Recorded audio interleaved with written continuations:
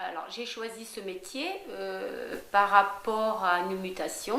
Je travaillais dans un commerce comme vendeuse dans l'alimentation. Et puis, comme on a été muté sur la région bordelaise, j'ai essayé de demander l'agrément. Au bout d'un an, j'ai vu que ça me plaisait beaucoup. Alors, j'ai continué avec un enfant, deux, puis trois. Et puis, je suis très heureuse de faire ce travail. Moi, convaincue donc, de me lancer là-dedans, c'est le fait donc, de voir une forte demande en matière d'assistante maternelle, notamment quand j'ai pu travailler dans les écoles. Donc, j'ai vu cette demande-là. Ma sœur aînée qui a fait cette formation et qui a fait en fait le premier pas dans le milieu et qui m'a incité à prendre la relève, donc à m'intéresser un peu plus à ce domaine-là, qui peut me permettre d'avoir des perspectives intéressantes en matière d'emploi notamment.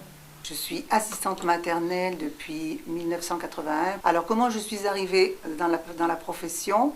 J'avais moi 2 enfants en bas âge, donc je cherchais à travailler chez moi. Étant déjà agréée pendant 2 ans en Seine-et-Marne, j'ai renouvelé mon agrément ici à Bordeaux et voilà, j'ai eu des enfants en garde dès avril 81. Moi déjà étant jeune, je promenais beaucoup mon petit frère, donc je devais déjà avoir ça un peu dans le sang. Je suis née d'une grande famille.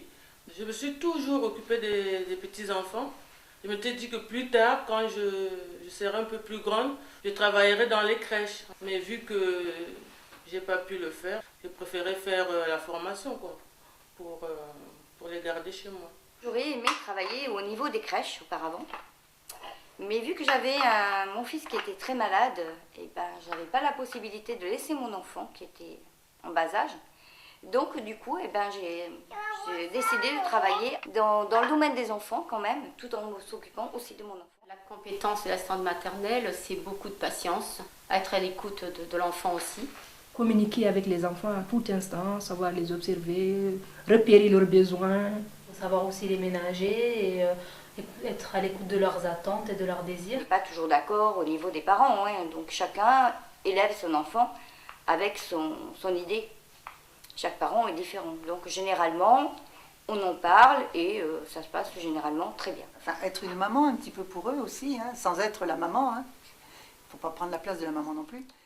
Je trouve qu'à son nom, il y a beaucoup d'assistantes maternelles. Et par contre, au niveau des crèches et tout ça, bon, il n'y en a pas beaucoup. Nous, à Senon, il y a une liste d'attente pour les enfants. Pour les parents, d'ailleurs, font des préinscriptions dès que la maman est enceinte. Et encore en septembre, des fois, on n'a pas toujours de place. La crèche familiale fonctionne avec 70 enfants. Voilà, 70, 72 peut-être, mais c'était un peu ça déjà en 81 quand moi j'y suis rentrée. La crèche de Lormont-Senon a beaucoup changé depuis 97. Les enfants ont tous les mois, 2 fois par semaine, des ateliers déjà à la crèche. Ce sont des enfants qui ont 2 ans, une lecture de livres et comptines. Je ne connais pas trop le milieu encore.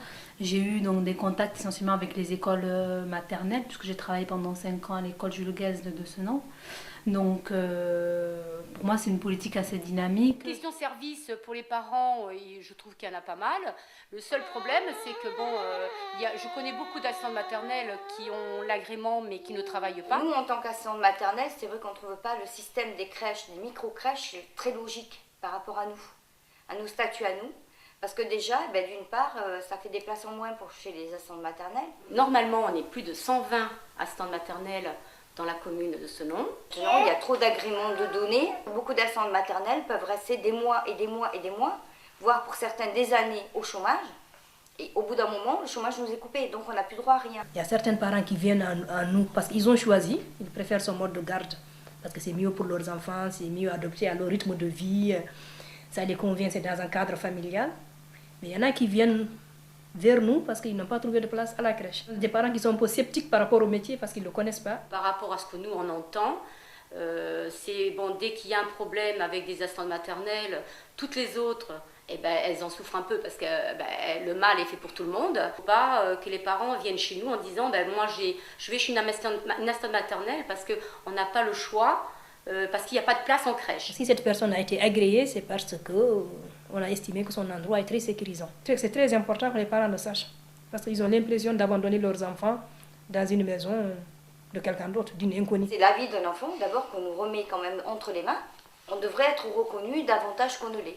Pour que ce métier soit mieux valorisé, il faut le professionnaliser davantage, le faire comprendre aux parents que les services de la PMI sont là pour veiller au bien-être de l'enfant. On n'est pas seul avec l'enfant, qu'il y a des règles à respecter. Un sentiment quand même d'isolement à l'usure, je pense. Moi, je débute, donc j'ai pas encore ce sentiment, mais je pense qu'à l'usure, ce serait peut-être une des choses qui me pèserait le plus dans ce métier-là. Le RAM, c'est lieu d'information, d'orientation, d'animation et de rencontre pour les parents et les assistantes maternelles et les candidates à l'agrément sur le statut d'employeur et de salarié, sur les droits et devoirs de chacun, mais aussi à travers de temps qu'on pourrait appeler d'ateliers où les assistantes maternelles viennent accompagner des enfants. Dans cette création, ça a été de faire une fresque anniversaire. Chaque mois correspond à un animal et ensuite donc l'enfant a décoré l'animal qui correspond donc à son mois d'anniversaire. Et on est bien évidemment sur de l'éveil et du développement. Ça sociabilise beaucoup les enfants pour partir à l'école. C'est un lieu de rencontre et d'échange pour nous en tant que professionnels. Voir un peu aussi la vie en collectivité. Pour les petits, très important, oui. L'idée, c'est la professionnalisation de l'assistante maternelle et de concourir bien évidemment à une meilleure qualité de l'accueil par le biais aussi de soirées. Ça peut être des soirées d'analyse de pratiques professionnelles, des soirées d'échange, des soirées débats. On peut aborder de tout, de nos difficultés entre assistantes maternelles, de nos peurs, de nos angoisses, de nos relations avec certains parents. Par exemple, si j'ai un nouveau contrat et tout, je viens ici pour être sûre. Ah, les crococos, les crococos, les crocodiles, sur le bord du Nil, ils sont partis, n'en parlons plus. Alors ces temps de lecture de livres, moi j'ai mis ça en place il y a quelques années. Ça a été mon premier projet à la crèche familiale. Pour moi, ce qui était important, c'était que les assistantes maternelles puissent venir passer un bon moment aussi sur un autre lieu que chez elles. Les livres sont mis à la disposition des enfants, donc les enfants choisissent. Ils peuvent manipuler le livre pendant que je raconte une histoire ou qu'un autre adulte raconte une histoire. Les enfants peuvent mettre à la bouche, peuvent découvrir le livre en tant qu'objet pour les plus petits. Et pour les plus grands, retrouver le livre qu'on a déjà lu, me proposer pour que je puisse en faire la lecture.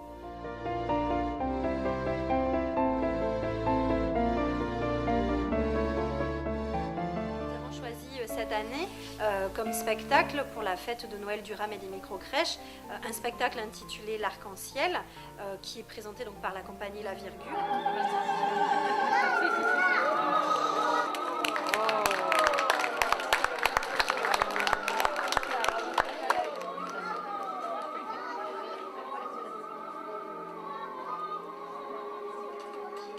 Nous avons tout intérêt, les collectivités territoriales, à mutualiser nos moyens financiers pour proposer au jeune public des spectacles de qualité qui ont forcément un coût supérieur aux petits spectacles que l'on propose à des petites structures.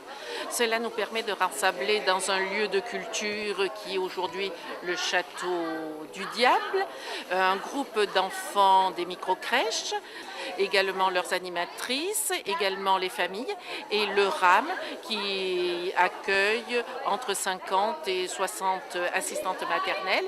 Et aujourd'hui, une bonne trentaine était là avec les parents et leurs enfants.